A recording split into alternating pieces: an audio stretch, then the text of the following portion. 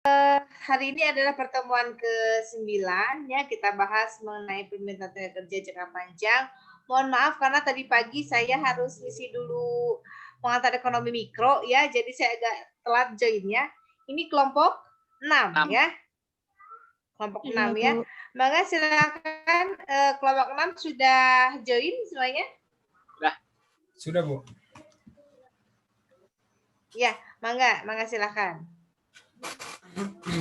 Bismillahirrahmanirrahim. Assalamualaikum warahmatullahi wabarakatuh. Waalaikumsalam. Baik, selamat datang semuanya. Kami dari kelompok akan mempresentasikan Waalaikumsalam warahmatullahi wabarakatuh. Permintaan tenaga kerja jangka panjang dari kelompok 6 akan memperkenalkan dirinya masing-masing ketika sudah sampai ke materinya.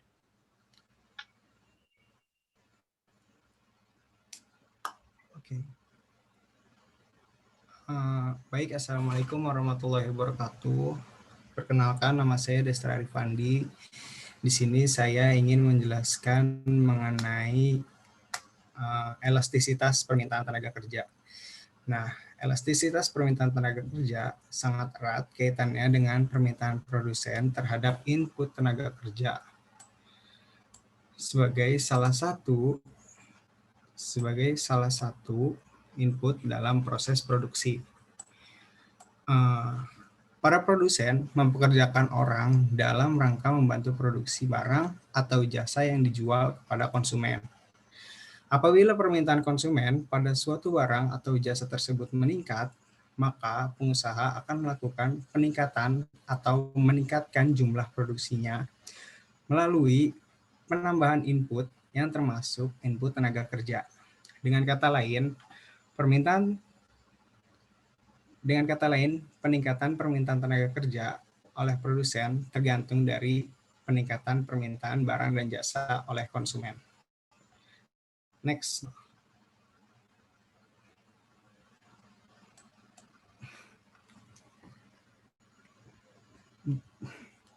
Oke, di sini udah ada rumusnya. Rumus dari elastisitas permintaan tenaga kerja. Yang pertama ada EI, ini adalah elastisitas permintaan tenaga kerja sektor I.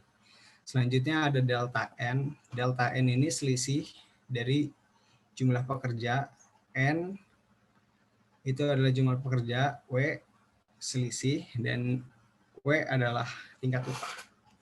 Begitu. Next deal.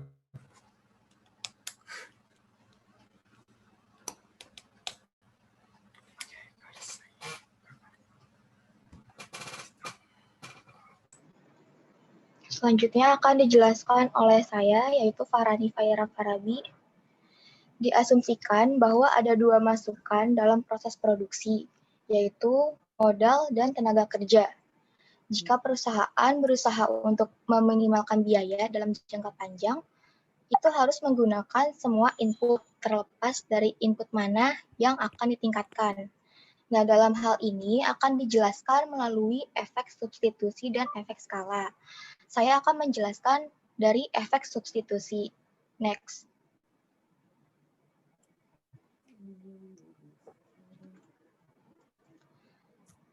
Jika dua input adalah substitusi dalam produksi,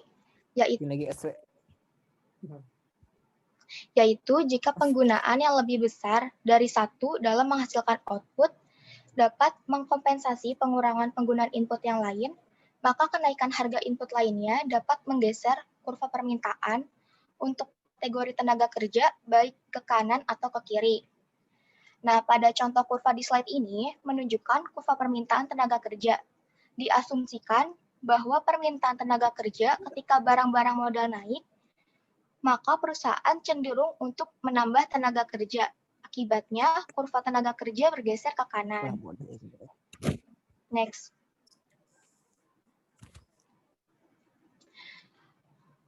Salah satu faktor penting yang sering menyebabkan pergeseran kurva tenaga kerja yaitu kenaikan upah. Kenaikan upah tenaga kerja dalam jangka panjang akan direspon oleh perusahaan dengan penyesuaian terhadap input yang digunakan.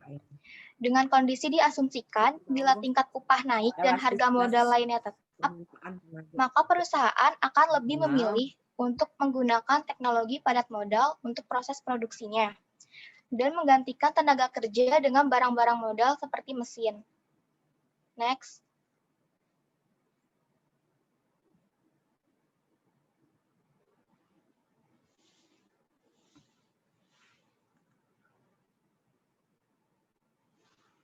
Selanjutnya ada contoh dari kenaikan upah. Jika tingkat upah yang diasumsikan $10 per jam naik ke $20 per jam, apa yang akan terjadi pada cara meminimalkan biaya untuk menghasilkan bintang? Dengan asumsi harga barang-barang modal adalah tetap. Bisa dilihat pada grafik di slide, pada tingkat upah $10, yaitu pada garis BB aksen, dan titik Z serta kos sebesar 1.500, 150 unit tenaga kerja masih dapat dipekerjakan.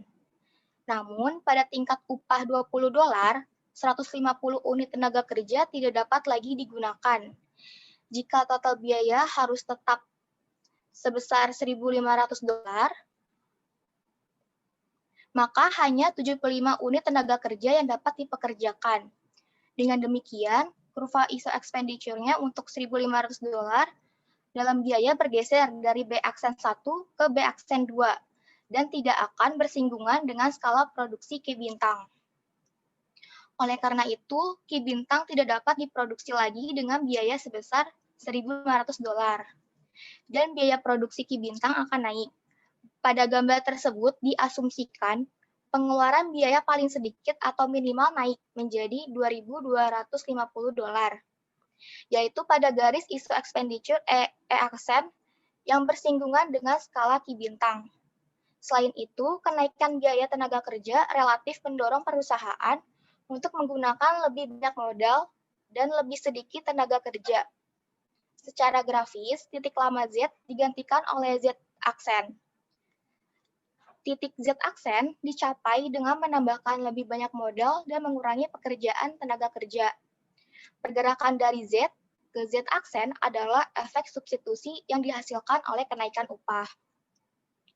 Bisa disimpulkan, pada grafik tersebut menunjukkan total biaya diasumsikan naik, dan lebih banyak modal yang dipakai dibandingkan tenaga kerja yang digunakan untuk menghasilkan skala Ki Bintang. Kondisi ini terjadi karena tingkat upah naik dengan asumsi harga barang-barang modal lainnya tetap. Penurunan penggunaan jumlah tenaga kerja yang dibutuhkan karena adanya pergantian atau penambahan penggunaan mesin disebut efek substitusi tenaga kerja. Dan di sini, produsen dapat melakukan berbagai kombinasi penggunaan dua macam faktor produksi untuk menjaga agar tingkat produksi tetap sama. Selanjutnya akan dijelaskan oleh rekan saya.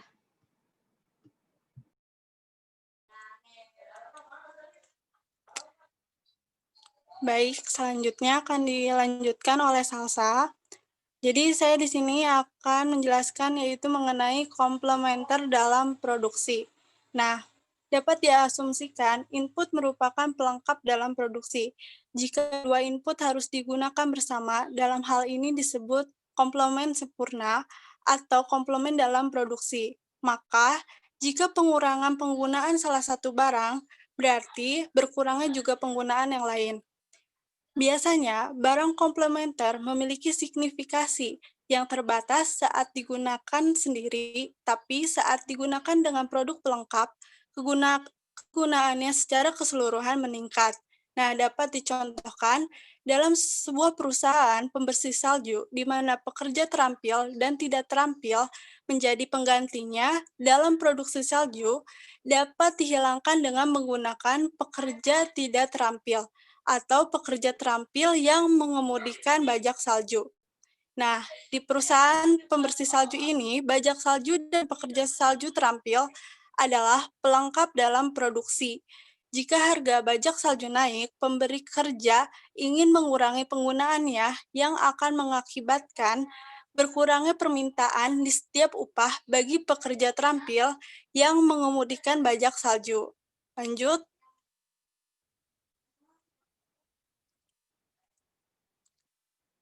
Nah, di sini ada kurva yang dapat menggambarkan komplementer dalam produksi. Nah, kurva di atas menunjukkan bahwa permintaan untuk input I bergeser ke bawah saat harga dari masukan J naik. Dengan kata lain, permintaan untuk kedua input turun ketika input J meningkat mahal. Kedua input tersebut bekerja sama dalam produksi dan oleh karena itu merupakan pelengkap. Nah, dalam kesimpulannya dalam sejumlah studi empiris menunjukkan bahwa tenaga kerja tidak terampil dan modal adalah pengganti, dan bahwa tenaga kerja terampil dan modal adalah pelengkap. Baik, selanjutnya akan dilanjutkan oleh rekan saya. Terima kasih. Oke, tes. Ya, perkenalkan, nama saya Muhammad Fadila Sidik dengan NIM 1901467 akan menjelaskan mengenai contoh kasus di dunia nyata mengenai permintaan tenaga kerja jangka panjang.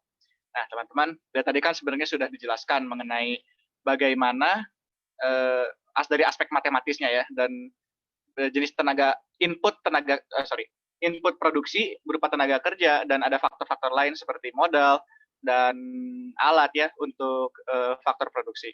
Nah, ada yang bersifat substitusi dan komplementer, cuman sebenarnya ada satu kata kunci ya yang membedakan antara permintaan tenaga kerja jangka pendek dan jangka panjang adalah adanya variabel-variabel lain.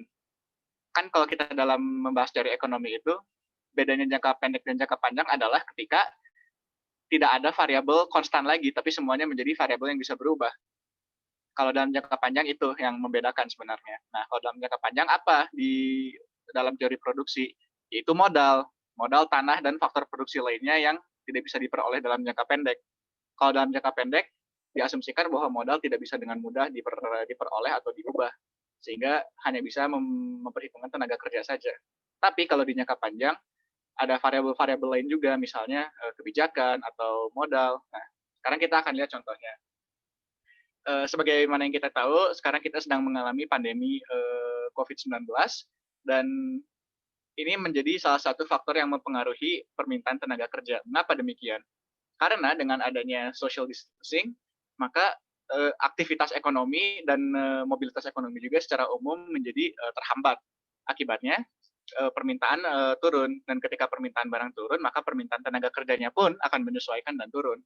Nah, ini dalam jangka pendek tentunya akan menyebabkan tenaga kerja menjadi permintaan terhadap tenaga kerja itu menjadi menurun.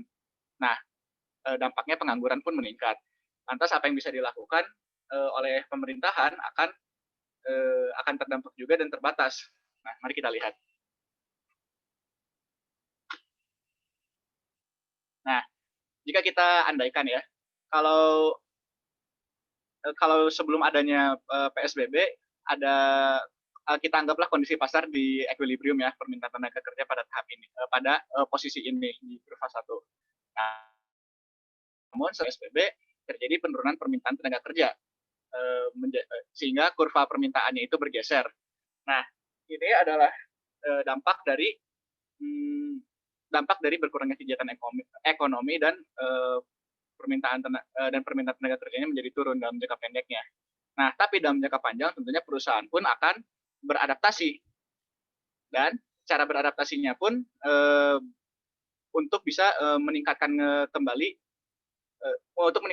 kegiatan ekonominya menjadi semula. Namun tentunya karena adanya new normal, maka beberapa analis mengatakan bahwa beberapa penganalisis menganggap bahwa sebenarnya tidak akan mencapai pemulihan pra-COVID, karena dengan adanya new normal akan ada prosedur-prosedur yang memperumit kegiatan produksi, sehingga tidak akan sepenuhnya kembali ke normal. Ini ada skenario yang paling memungkinkan dalam jangka panjangnya, yaitu skenario yang pemulihannya parsial. Mengapa demikian? Karena adanya protokol yang mempersulit kegiatan produksi. Nah, sebenarnya tidak memungkinkan juga, ya, berarti sekarang sebenarnya ada cukupnya menjelaskan sampai segitu, cuman sebelum diakhiri saya ingin mengatakan sebenarnya tidak mustahil juga apabila kita bisa kembali ke kondisi pra-COVID dengan employment yang penuh. Hanya saja nampaknya itu terlalu optimis dan kurang realistis, karena perlu diingat juga bahwa jarang-jarang setelah ada suatu krisis ekonomi, keadaan bisa kembali pulih seperti sebelumnya secepat itu. Terima kasih atas perhatiannya. Apakah ada yang ingin ditanyakan?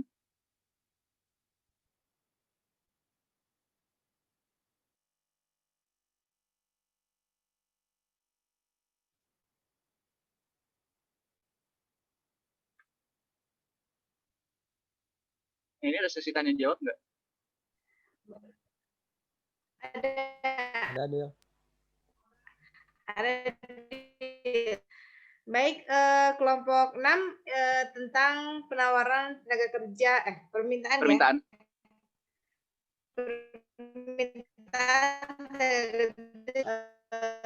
Ya. Bisa apa namanya? Ditutup ini ya, share screen-nya. Oke.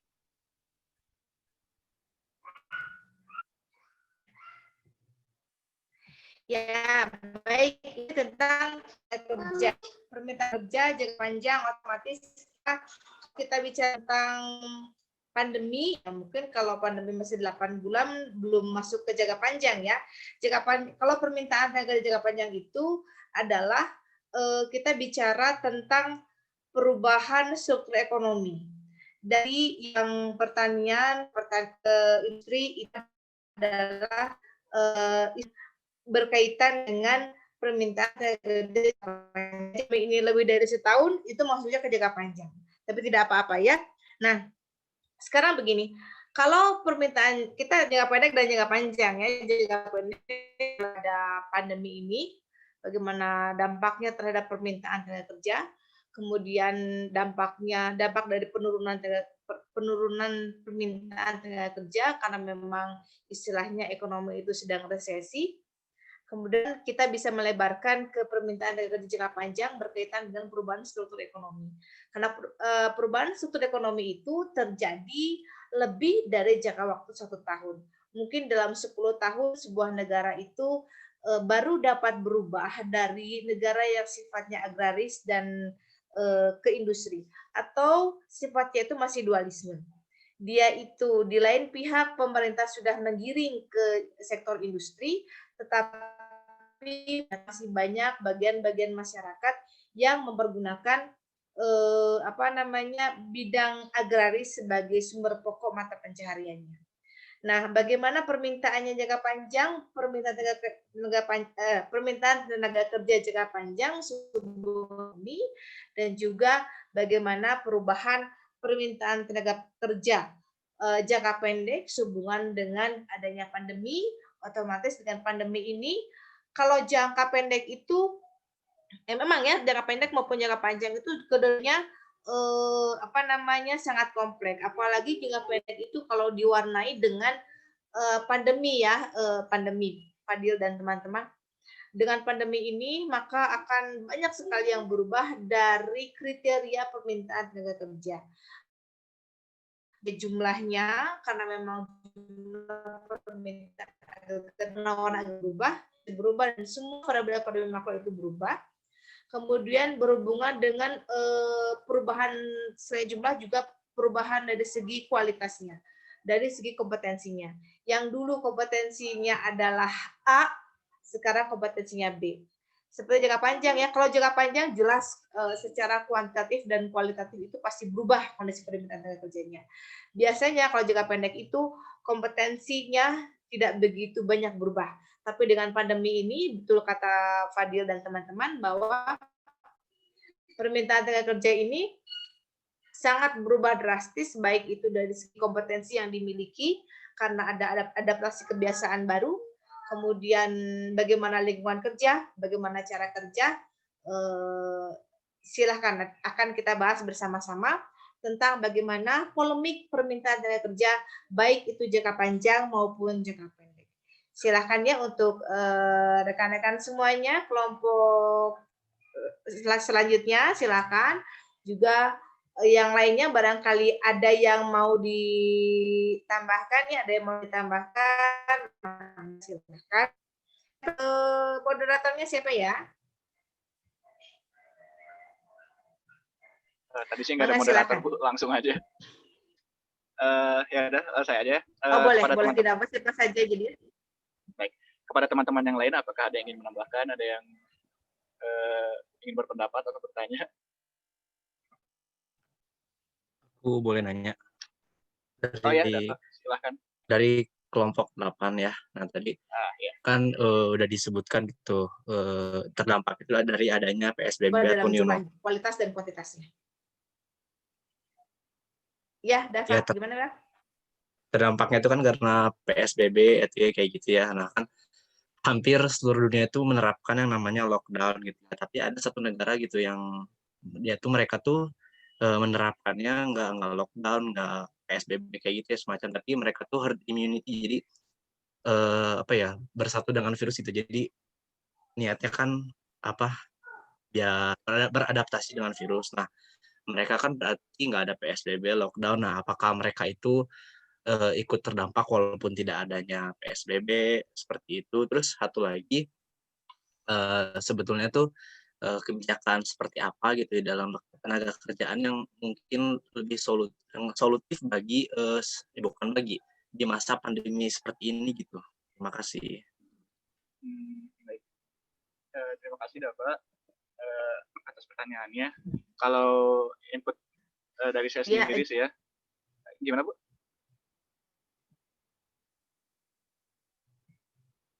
Ya silakan teruskan.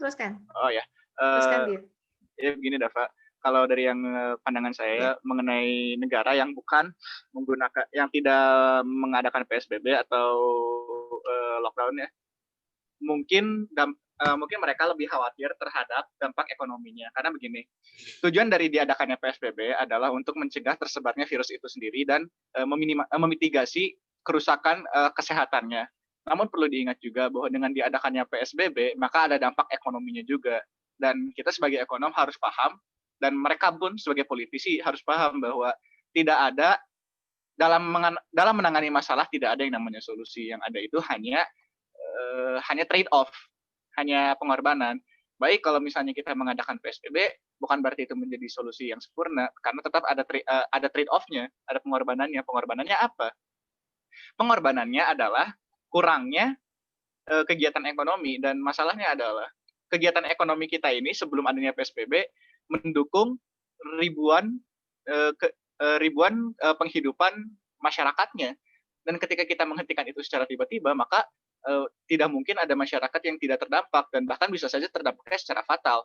Bayangkan ada ribuan pekerja yang misalnya mengandalkan kegiatan pasar harian, pasar mingguan misalnya, atau pasar sayuran ya. Nah, dengan kita mematikan itu saja pun ada banyak orang yang terdampak, yang tidak punya pendapatan alternatif lain, dan kita tidak bisa dengan mudah mengatakan bahwa oh ini kan demi memitigasi bencana kesehatan ya. Tapi kita pun harus bertanya-tanya apakah sepadan apabila kerusakan ekonominya pun jauh lebih besar. Sebagai contoh saja, jika kita melihat di Amerika Serikat yang datanya lebih banyak terkumpulkan, selama mereka lockdown pun lebih banyak orang yang harus lockdown, dan mereka pun merasa stres di rumahnya, dan bahkan jumlah orang yang ketika diwawancara dan mereka mempertimbangkan bunuh diri karena stres dalam rumah terus lebih banyak daripada jumlah mortalitas COVID-19 itu sendiri. Ini memang contoh yang ekstrim, namun menggambarkan kondisi yang kita alami di sini, bahwa untuk setiap solusi itu ada pengorbanannya. Nah, untuk menjawab pertanyaan Dava tadi mengenai apakah ada hal yang lebih solutif, saya rasa itu sebenarnya tergantung pada setiap negara. Apakah negara ingin mengambil resiko untuk meminimalisir dampak kesehatannya atau dampak ekonominya. Tapi manapun yang mereka pilih, pasti akan ada konsekuensinya. Secara pribadi, dari opini saya ya ini, lebih baik pemerintah mengangkat PSBB saja dan membiarkan setiap orang memilih sendiri mana yang lebih berharga bagi dirinya. Apakah kesehatan fisiknya atau apakah kesehatan finansial ekonominya. Dan menurut saya, ketika rakyat diberikan kebebasan untuk memilih sendiri mana yang lebih cocok bagi dirinya, maka secara keseluruhan kita akan mendapat dampak yang lebih baik. Karena kan tidak ada satu solusi yang cocok untuk semua orang. Sedangkan apabila kita memberikan kebebasan bagi orang untuk memilih apa jalur yang paling baik baginya, maka setiap orang pun akan bisa menyesuaikan dan bisa menerima konsekuensinya sendiri. Itu pandangan dari saya. Apakah dari rekan-rekan lain, mungkin Sasa, Fahra, dan Destra ada yang ingin berpendapat juga? Ya, silakan. Ya silakan begitu ya. Kalau mana kebijakan yang sesuai ya antara memilih kesehatan dengan ekonomi ya. Kedua-duanya penting. Seperti jadi kita tidak bisa ya menegakkan koin itu kalau kita mengundi koin ya, kita inginnya koin itu bisa berdiri. Jadi gambar antara gambar dan angka itu seimbang. Tapi yang terjadi bukan seperti itu. Kadangkala maka koin itu akan jatuhnya itu kalau tidak gambar kalau tidak gambar maka akan angka. Kita inginnya koin itu bisa berdiri. Ya, begitu. Silakan. Ada yang berpendapat, Mangga, silakan. Ini sangat ini sekali ya. Sangat apa namanya? Memang ini polemik ya, ekonomi atau kesehatan, ekonomi kesehatan seperti itu. Mangga, silakan. Ada pertanyaan dari Gus Nur. Apakah ada dampak kaitannya UU Cipta Kerja pada permintaan tenaga kerja? Kalau kita lihat dari sisi ekonomi positifnya saja ya, yang bukan normatif, jelas ada dampaknya, yaitu karena kan UU Cipta Kerja itu pada dasarnya ya mempermudah syarat-syarat dan regulasi untuk hubungan antara pekerja dan antara pemberi kerja dan pencari kerja. Nah, kalau misalnya dilihat justru ini mempermudah para pekerja untuk memperoleh kerja.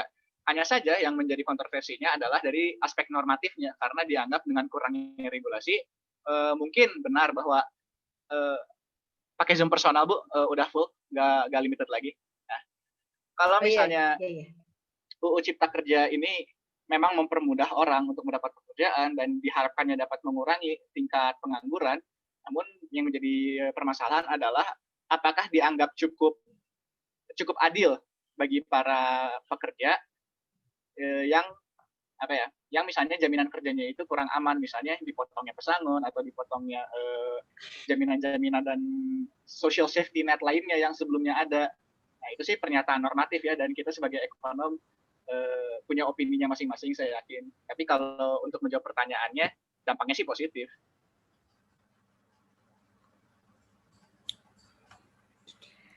Ya, RUU Cipta Kerja mungkin kita masih belum final ya, karena kemarin ada masalah salah ketik dan sebagainya. Tapi tidak apa-apa, kita hanya prolog saja ya untuk Undang-Undang Cipta Kerja ya. Oke, kalau mau diteruskan juga nanti kita ambil yang sudah finalnya saja. Oke, ya silakan. Silakan Destra. Ini kelompok 7, berarti kelompok 8, 9. Ini kelompok 6 ya, 7, 8. Mana yang kelompok 8-nya? Oke, siapa kelompok 8? Kelompok 8 teh siapa ya? Kalau nggak salah tadi Dafa udah kelompok 8. Dafa teh kelompok 8. Oke, kelompok 9. Tapi kita nggak terikat ya, silakan saja kelompok manapun juga. Irfan, Sukma, kamu nggak pernah nanya-nanya, biasanya aktif sekali Irfan. 9, kelompok 9. Saya boleh nanya, Bu? Siapa ya, Ricky? Oke, Ricky. Ricky apa ya? Ricky. Ricky aja, Bu. Itu cuma tambahan nama supaya bisa masuk join Zoom-nya. Ya, Tadi kan sudah dijelaskan oleh kelompok 6 mengenai permintaan tenaga kerja jangka panjang. Ini terkait juga dengan permintaan barang dan jasa gitu ya. Jadi ketika permintaan naik, permintaan tenaga kerja pun naik gitu ya. Cuman dalam kondisi COVID-19 ini di mana kita ketahui permintaan turun. Nah, di sini ada berita gitu ya terkait permintaan terkait ketenaga kerjaan lah gitu ya. Di sini judulnya buruh dirumahkan karena COVID-19, harus tetap diupah atau tidak, judulnya seperti itu. Di sini ada beberapa pendapat. Yang pertama itu dari Haryadi B. Sukamdani, Ketua Umum Asosiasi Pengusaha Indonesia atau APindo. Ia mengatakan bahwa para pekerja tidak digaji selama mereka dirumahkan. Hal ini menurutnya sudah sesuai dengan pasal 93 ayat UU 13 tahun 2003 yang berbunyi upah tidak dibayar apabila pekerja atau buruh tidak melakukan pekerjaan. Nah, ini bertolak belakang nih dengan yang disampaikan oleh Ketua Yayasan Lembaga Bantuan Hukum Indonesia atau YLBHI, yaitu Asfi Nawati. Dia tidak sepakat katanya kalau pekerja yang dirumahkan tidak diupah sama sekali. Ia juga merujuk kepada pasal 93 ayat 2 di sana menjelaskan ketentuan yang mana isinya itu upah harus dibayar penuh jika pekerja atau buruh bersedia melakukan pekerjaan yang telah dijanjikan, tetapi pengusaha tidak memperkerjakannya, baik karena kesalahan sendiri maupun halangan yang seharusnya dapat dihindari pengusaha gitu ya. Nah, ya betul seperti itu yang dikatakan Farid. Undang-undang itu tumpang tindih gitu ya, sedangkan kenyataannya pada saat ini banyak pekerja yang dirumahkan itu hanya dibayar setengahnya gitu ya, tidak merujuk kepada pasal yang dikatakan harus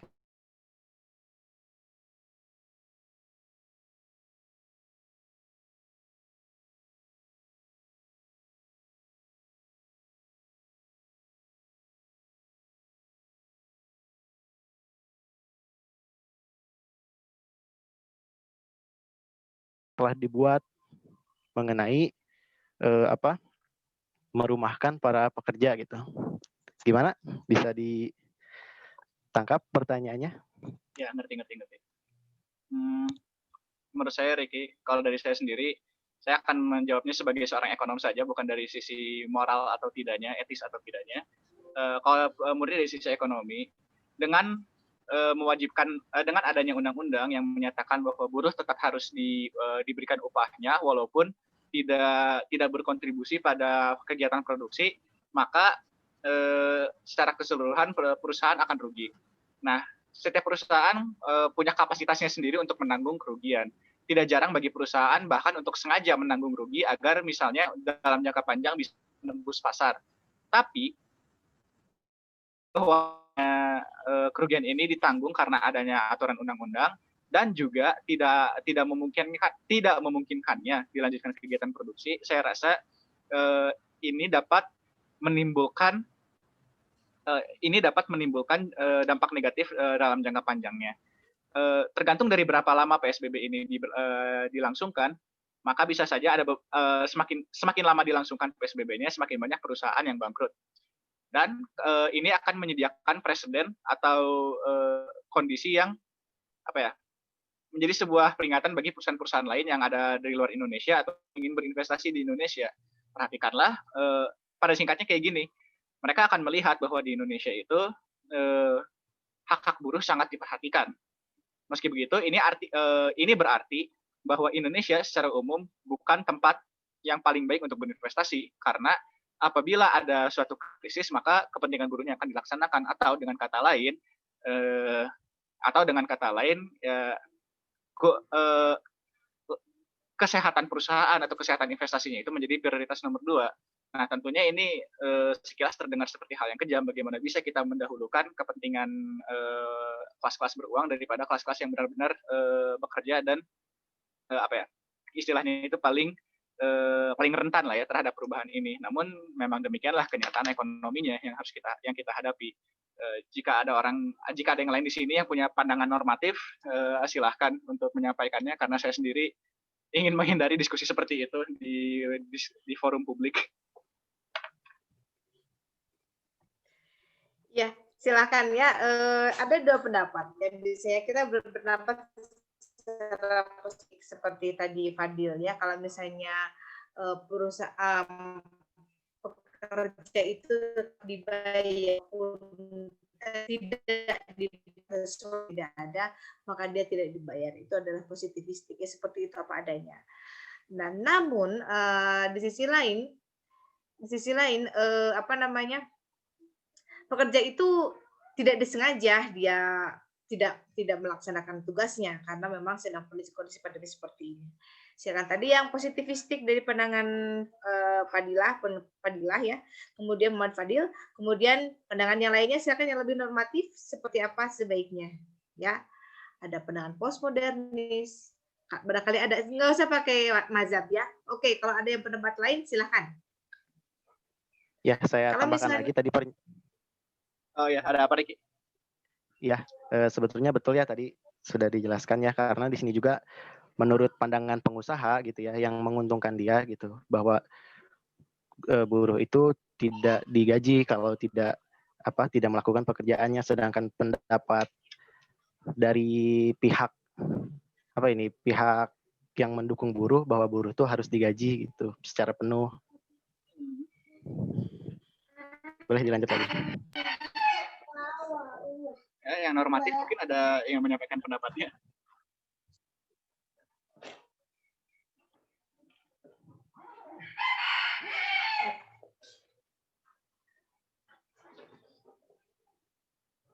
Ya, kalau tidak ada lagi, ini ada pertanyaan selanjutnya dari Ayu Lestari.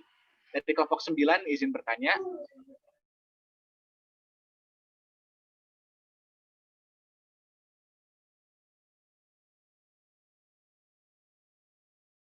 Yang dapat menghasilkan output dengan menggunakan berbagai kombinasi input produksi yang dikehendaki, asalkan menghabiskan biaya produksi yang rendah.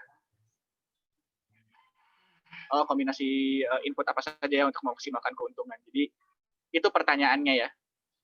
Dalam jangka panjangnya, kombinasi input saja, apa saja yang dilakukan untuk memaksimalkan keuntungan. Ini materinya apa ya? Tadi materinya siapa ya itu mengenai input jangka panjang? Mungkin mau dijelaskan? Karena itu memang bidang spesifiknya. Kalau enggak nanti saya juga mau menyimpulkan lah. Farah kalau nggak salah. Farah mau coba jawab ya. Oke. Nah, untuk memaksimalkan keuntungan, itu bisa input mana aja yang digunakan, namun lihat lagi dari kondisi pasarnya. Nah, apabila kondisi pasar menunjukkan upah tenaga kerja lebih tinggi daripada modal, maka perusahaan lebih milih barang-barang modal seperti mesin. Namun, kalau upah tenaga kerja lebih rendah, maka perusahaan akan lebih meningkatkan tenaga kerja untuk menghasilkan produksi yang lebih banyak. Gitu aja sih. Ya, jadi sebenarnya itu aja. Dan sederhananya, untuk setiap perusahaan itu adalah meminimalisir biaya produksi dan memaksimalkan harga yang bisa dijualnya. Namun kan dengan asumsi bahwa pasarnya kompetitif, harga dari barangnya itu sendiri tidak bisa sepenuhnya ditentukan oleh produsen. Dengan kata lain, produsen berperan sebagai price taker, bukan sebagai price maker. Dan pada kondisi seperti itu, hal yang bisa mereka lakukan untuk memaksimalkan laba hanyalah mengatur input produksinya. Dan dalam jangka pendek, ini lagi ngebahas jangka panjang ya, itu pun masih tergantung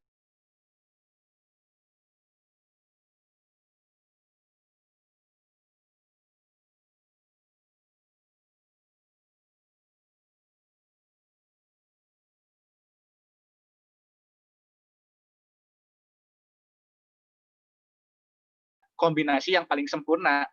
Namun dalam jangka panjang mereka akan beradaptasi dengan kondisi pasar yang ada pada saat itu juga.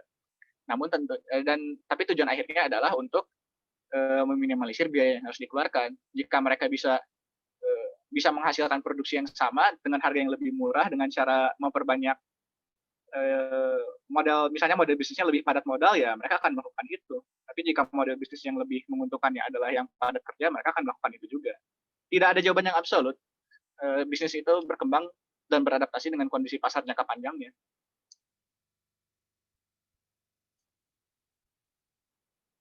Apakah cukup terjawab, Ayu? Dari Farah dan tambahan dari saya juga. Oke, silakan jawab. Ini pendekatannya mikro sekali ini. Ada jawabannya tuh di ekonomi mikro. Mesti pada ingat nggak? Untuk menentukan kombinasi mana yang terbaik di jangka panjang dengan dua input yang sifatnya variabel. Dengan menggunakan input yang sifatnya itu variabel. Ini dibahas secara teknis dalam ekonomi mikro. Ada yang masih ingat enggak?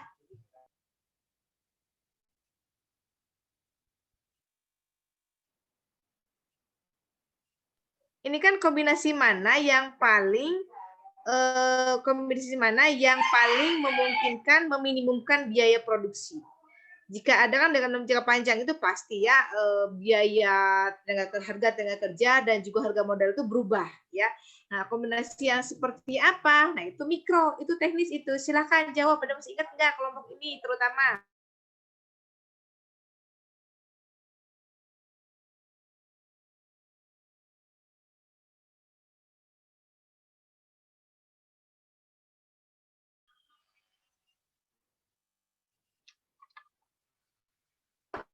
Isokos, isokuan? Anda masih ingat? Kombinasi ini kan kalau permintaan penawaran itu kita berkaitan sama mikro. Mikro jangka panjang. Ada yang masih ingat isokuan, isokos?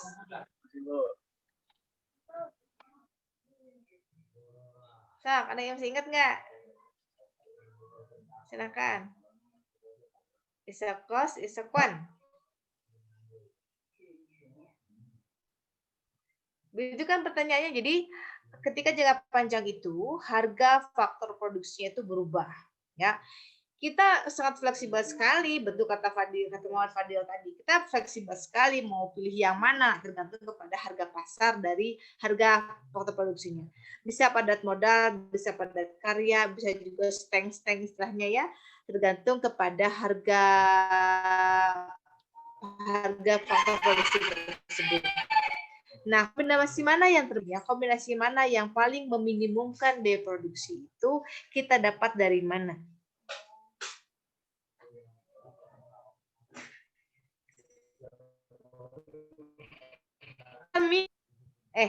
Setahun yang lalu Anda dapat ya? Pengantar mikro kan. Nah, sebentar saya juga nggak ingat pengantar mikro diajarin isokos atau isokuan. Tapi pernah di SMA juga. Sepertinya belum penjelasan spesifik deh, Bu.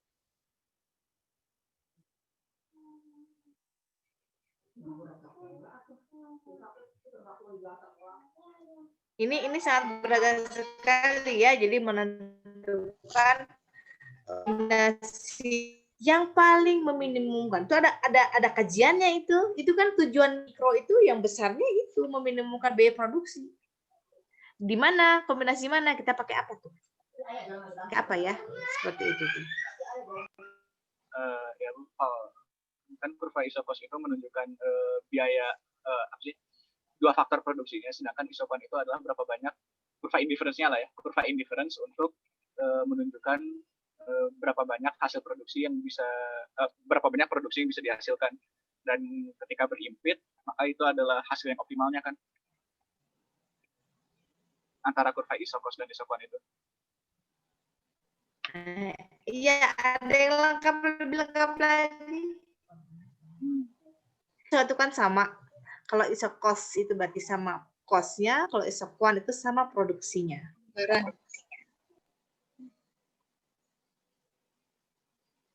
Nah, ini ekonomi gimana? Ekonomi gimana nih analisisnya nih? Ekonomi mikro yang dasar ini basicnya isokos ya, Bu. Isokos, isokuan. Itu nanti kan dapat tuh kata Fadil tadi pas memotong ya, pas menyentuh apa dan apa, maka dihasilkan.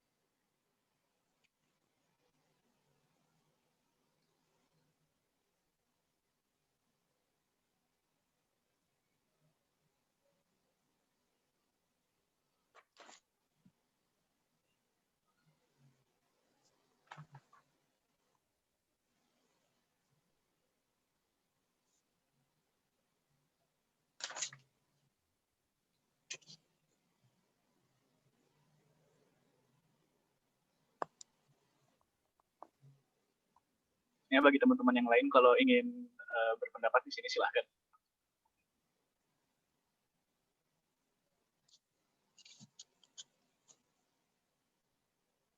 Atau mungkin sambil nunggu ngejawab yang pertanyaan tadi ya mengenai isokos dan isokuan, mungkin karena cukup rumit, yang mencoba penjawab juga masih memikirkan diksinya terlebih dahulu. Mungkin ada yang mau berpendapat soal isu-isu yang sebelumnya juga sambil kita menunggu, nggak apa-apa.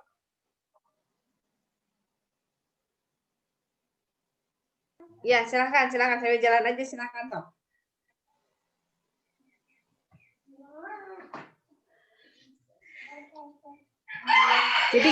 Jadi gini deh ya.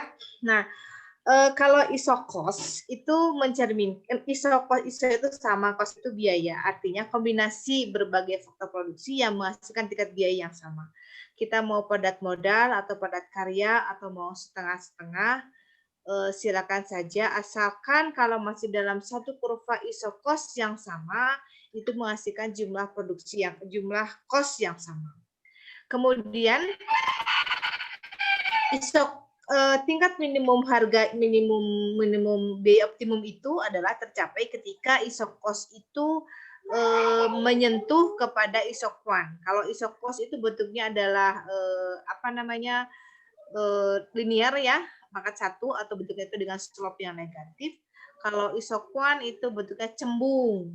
Cembung ketika isokwan menyentuh isokos pada titik mana itu adalah mencerminkan kombinasi yang terbaik untuk faktor produksi kapital dan labornya.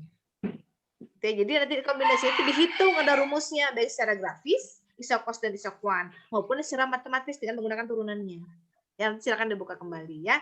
Nah, oke, itu kalau untuk menjawab pertanyaan kelompok 9 ya. Nah, iya betul nih, less cost combination itu nanti kita gabungan dari isokos dan isokwan itu ada titik-titiknya, kemudian kita tarik garis, maka garisnya menjadi LCC, gitu kan ya. Nah, itu kalau secara kajian secara teknisnya ya. Mangga silakan untuk yang lain, masih permintaan tenaga kerja jangka pendek dan juga jangka panjang.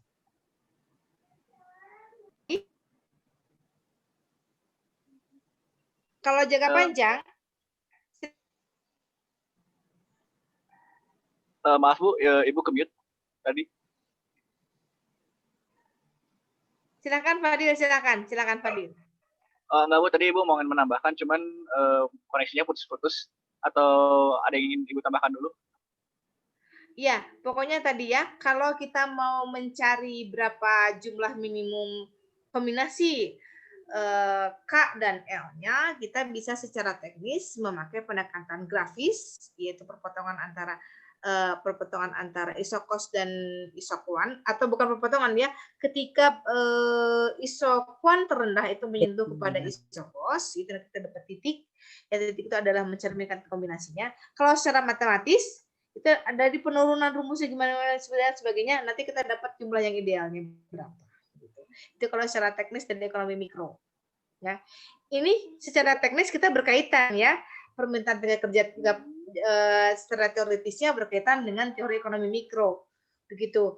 Nah, pertanyaan kelompok nomor 9. Begitu ya, silakan kamu ditambahkan. Jadi kalau mau mencari kombinasi mana yang terbaik, itulah dia pakai teknis secara grafis maupun secara matematis. Ya, itu dari keilmuannya seperti itu.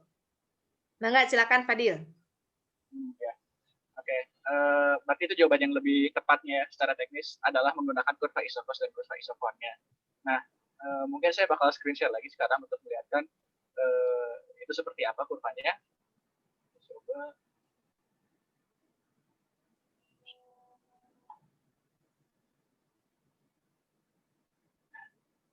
Share screen.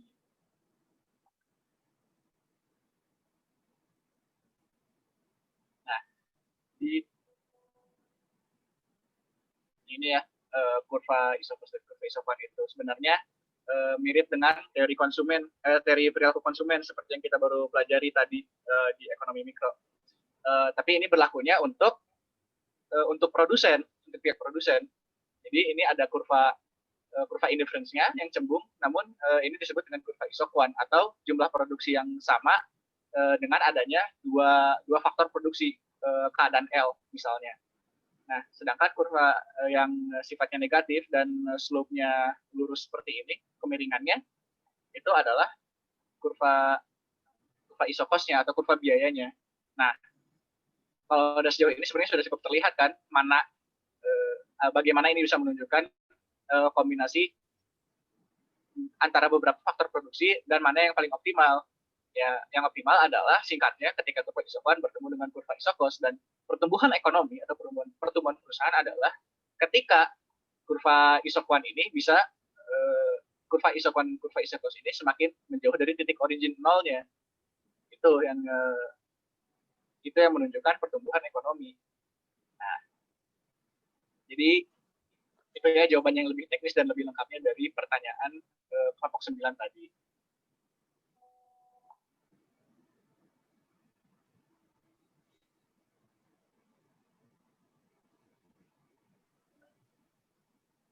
Iya, betul. Betul ke Fadil, itu betul. Betul Fadil. Oke, terima kasih Fadil. Ya. Silakan, dilanjut. Oke. Kita lanjut ya ke pertanyaan selanjutnya. 789 sebenarnya sudah bertanya sih, cuman ya sekarang kita bertanya yang lain lah. Masih berkaitan dengan materi, kelompok-kelompok lain juga kalau ingin bertanya dipersilakan.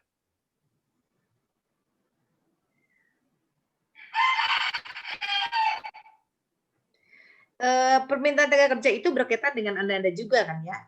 Nah, nanti ketika Anda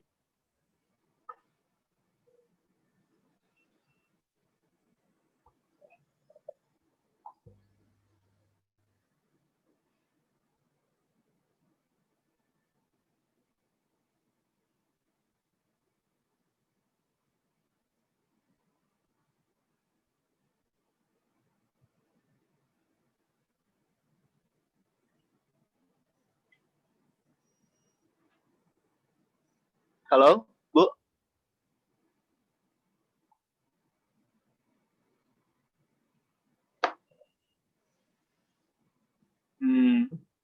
Ya mungkin Ibu Susanti sedang mengalami masalah koneksi. Sambil menunggu, kalian ada yang ingin bertanya atau ingin berpendapat tambahan? Diskusi, boleh.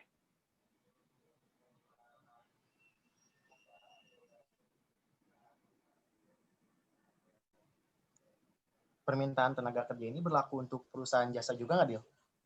Oh iya. Iya, karena apalagi sebelumnya maaf Riki, tadi pertanyaannya apa, bisa diulang, agak putus-putus. Perusahaan jasa? Ya, berlaku untuk perusahaan jasa juga nggak? Ya, tadi habis itu ada lanjutannya atau udah?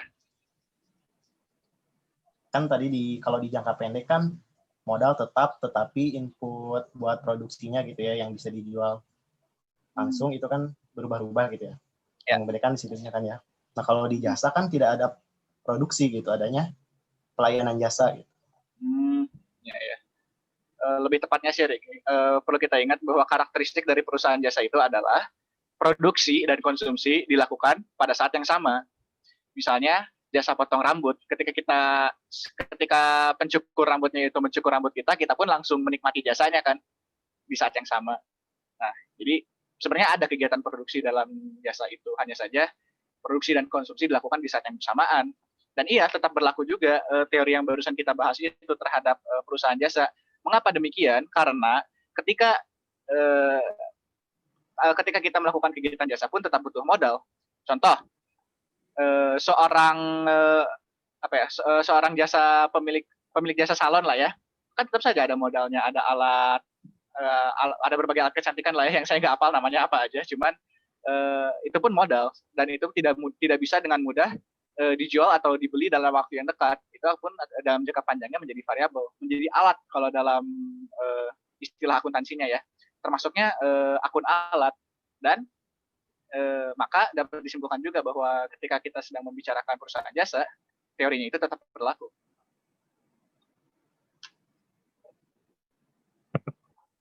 Ya, Dil. Ya. Oke. Terima kasih, Dil. Ya, sama-sama.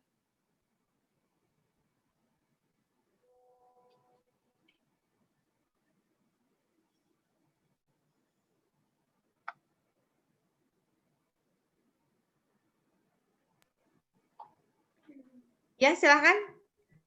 Tadi itu apa tadi tuh saya agak putus barusan, jasa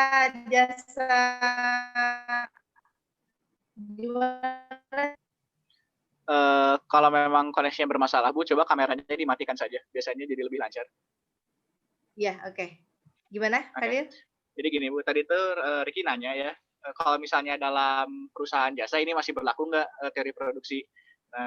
Dan jadi saya menjawabnya, kita harus ingat lagi bahwa dalam perusahaan jasa pun produksi itu sebenarnya memang ada, walaupun barangnya tidak bersifat tangible. Karena diingat lagi bahwa jasa itu dalam perusahaan jasa, kegiatan produksi dan kegiatan konsumsi dilakukan di saat yang bersamaan. Jadi tetap saja berlaku juga mengenai alat, mengenai jangka panjang dan jangka pendek, tetap berlaku. Satu-satunya pembedanya yang paling perbedaan kuncinya adalah karakteristik dari konsumsi dan produksi yang dilakukan secara bersamaan. Tapi teorinya iya tetap berlaku. Permintaan tenaga kerja jangka panjang dan pendeknya juga isokos-isokannya, dan dalam jangka panjang pendek apa saja yang termasuk variabel atau bukannya, yaitu alat dan modal. Jadi kalau jasa itu outputnya itu bisa orang atau konsumen yang terlayani, bisa juga dengan dengan waktu ya, karena kan kalau kualitas jasa sendiri itu kan kualitas jasa itu ya selain tangible-nya, alat-alat pendukungnya, dari tangible, kemudian possibility-nya itu kualitas dari produknya. Sama seperti kalau di produk mah jumlah outputnya, kalau di jasa itu jumlah konsumen yang terlayaninya, kemudian kecepatan layanan atau waktu, bagaimana sikap tanggung jawabnya, itu sifatnya intangible, betul kata Fadil tadi. Pengukurannya itu kalau produksi pengukurannya itu adalah berupa jumlah, tapi kalau jasa itu berupa kualitas. Begitu. Kalau jumlah ada, tapi jumlah konsumen yang bisa terlayani. Dan jumlah waktu untuk melaksanakan jasa. Gitu ya. Oke, Riki. Riki barusan tuh. Ya silakan. Kok nggak kedengeran suara Destra? Ya, Destra, mana Destra? Destra mau ada Iya, Bu. Ya, Bu. Saya jauh sama Destra, Bu. Destra mau ada pertanggapan, Destra. Aku mau bertanya asal Destra yang jauh, Bu. Boleh Destra. Siap. Ini pertanyaan buat Destra. Iya, Bu. Ya, kamu dari tadi belum ada. Kalau tadi kan siapa tadi teh? Anggota-anggota kelompoknya kan sudah mendengar suaranya. Kamu belum nanya ini kemana Destra ini? Gimana sehat Destra? Alhamdulillah, Bu. Kurang paham materinya, Bu. Nggak apa-apa kan kita sambil jalan di sini ya. Pernah merokok itu. Jadi permintaan tenaga kerja itu begitu. Apa? Jadi permintaan tenaga kerja itu dilakukan oleh perusahaannya. Permintaan tenaga kerja itu tergantung kepada keuntungan yang diharapkan dan tergantung kepada cost minimumnya, begitu. Ya, nah ini kita bahas itu. Permintaannya bisa ada jangka pendek, ada juga jangka panjang. Jangka pendek itu berkaitan dengan bagaimana caranya memenuhi jumlah tenaga kerja pada jangka pendeknya, dan bagaimana kalau jangka panjang ini berkaitan dengan permintaan tenaga kerja dihubungkan dengan kondisi makroekonomi, begitu. Kalau jangka panjang, jadi ketika ekonomi itu berubah dari agraris ke, saya tadi sampaikannya dari agraris ke industri, banyak permintaannya, baik itu segi kualitas maupun kuantitasnya, juga apakah tradisional masih ada, itu juga masih berlaku di situ. Jadi ada dualisme di dalam sudut perekonomian, itu merupakan hal yang sudah biasa. Nah, itu ruang lingkup dari kajian kita ya. Silakan, mau dapat dari siapa? Untuk ketang, mangga silakan. Saya mau bebas saja siapa mau bertanya, mangga. Ada lagi?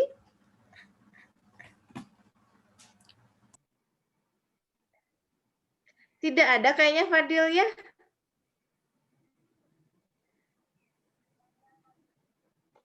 Oke, baiklah.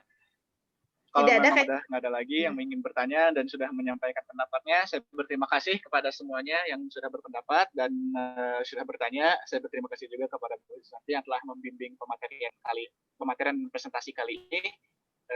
Wabillahi taufiq wal hidayah. Wassalamualaikum warahmatullahi wabarakatuh. Waalaikumsalam warahmatullahi wabarakatuh. Terima kasih Fadil dan teman-teman semuanya, kelompok 6 dan juga teman-teman yang sudah berpartisipasi dalam diskusi hari ini. Mungkin kita cukupkan sekian presentasinya. Kita lanjut ke presentasi minggu depan. Selamat siang semuanya. Wassalamualaikum warahmatullahi wabarakatuh. Waalaikumsalam.